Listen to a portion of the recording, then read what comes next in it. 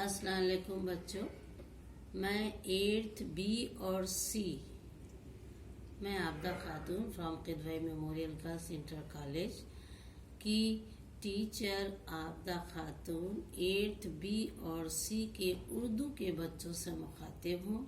जैसा कि बच्चों आपको मालूम है कि आज जो है 30 तारीख है और 5वां रमज़ान भी है। सबसे पहले रमज़ान की थोड़ी सी बातें आपको बता दूं। हमारे उर्दू के बच्चे हैं बच्चों, ये बहुत मुबारक महीना है।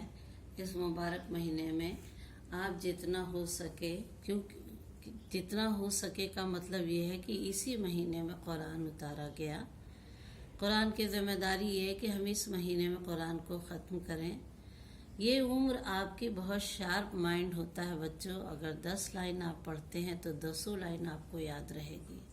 तो इस वक्त को मत गवाइए, इस उम्र को मत गवाइए, क्योंकि सदा ऐशे दौरान दिखाता नहीं, गया वक्त फिर हाथ आता नहीं।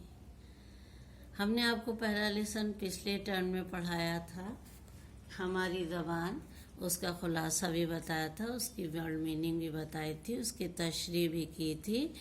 और हम आपकी जो नई किताब है उसमें अल्फाज माने भी दिए हुए हैं और कुछ एक्सरसाइज भी है जो हम आपको फ़ोटो करके भेज देंगे।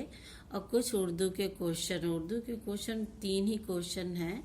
तीनों क्वेश्चन को हम फ़ोटो कॉपी करके भेज देंगे। लेकिन आपसे एक मेरी रिक्वेस्ट है कि जो अल्फाज माने लिखे हुए किताब में उसको 3 बार अल्फाज लिखिएगा, 3 बार उसके माने लिखिएगा, तभी आपको उर्दू लिखना और पढ़ना आएगा। पढ़ते रहिएगा। घर में अम्मी को भी उर्दू आती होगी, ऐसा नहीं है। घर में किसी बुजुर्ग को उर्दू आती होगी, उनसे पूछ लीजिएगा। रीडिंग ज़रूर लगाइएगा। लैंग्वेज सीखने के लिए रीडिंग मस्ट है।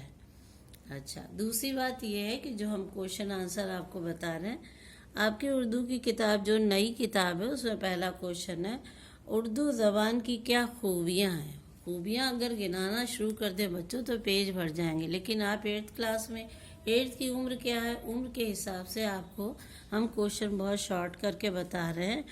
उर्दू ज़बान कोई ठहरा हुआ यक बस्ता पानी नहीं है बच्चों, बल्कि किसी उछलती मचलती नदी के पानी की तरह हर दम रवां और दवां है। सच तो यह है कि ज़बान तहजीब का लाजवाब सरचश्मा है। ज़बान का मर्तबा इस कदर बुलंद होता है कि मुल्कों और कौमों की शनाख्त बन जाती है। उर्दू ज़बान की सबसे बड़ी खूबी ये है कि इसने मुल्क के गोशों गोशों में लोगों को एक लड़ी में पिरो दिया। तो ये पहला क्वेश्चन का आंसर है। मैं इसलिए पढ़ रही हूँ कि आपको पढ़ना, मैं फ़ोटो भेजूँगी। दूसरा क्वेश्चन आपका है, उर्दू ज़बान किसके मेल से बनी है। ये तो लाइन आपकी पोइट्री में ही है कि उर्दू ज़बान हिंदू और मुस्लिम के मेल से बनी हुई है।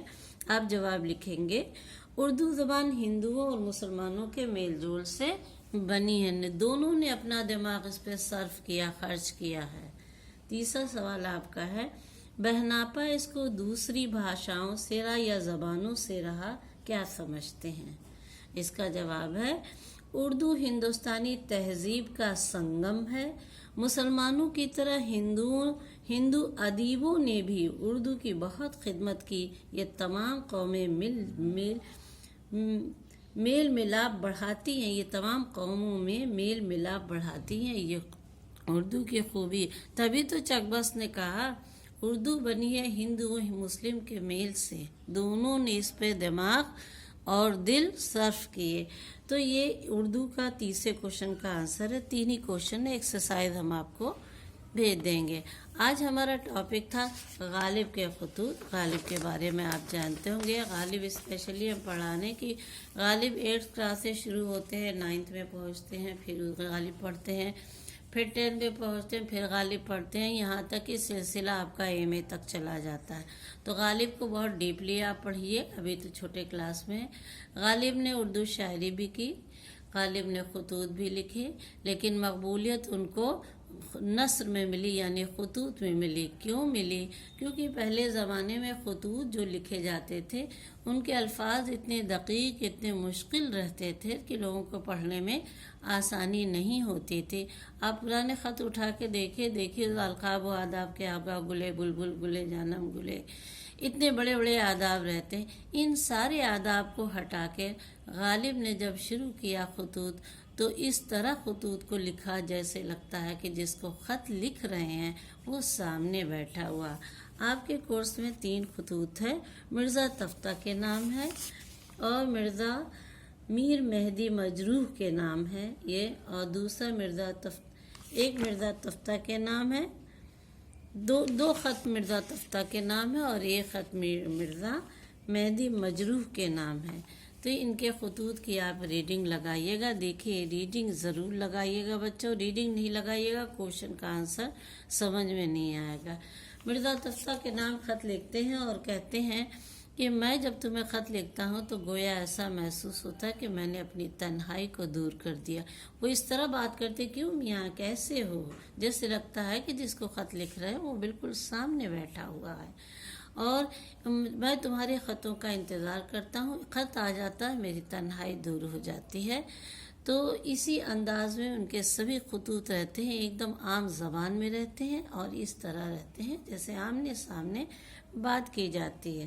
غالب کے خطوط کی جب آپ ریڈنگ لگا لیں گے تو اس کے بھی کچھ کوشچن ہیں، جو کوشچن آپ کو ہم فوٹو بھیج دیں گے، لیکن کوشچن آپ سمجھیے گا ضرور۔ مرزا غالب نے کس کو لکھا کہ میں اس تنہائی میں صرف خطوں کے سہارے جیتا ہوں؟ کس کو لکھا؟ سب سے پہلا خط مرزا نے سب سے پہلا خط کس کو لکھا؟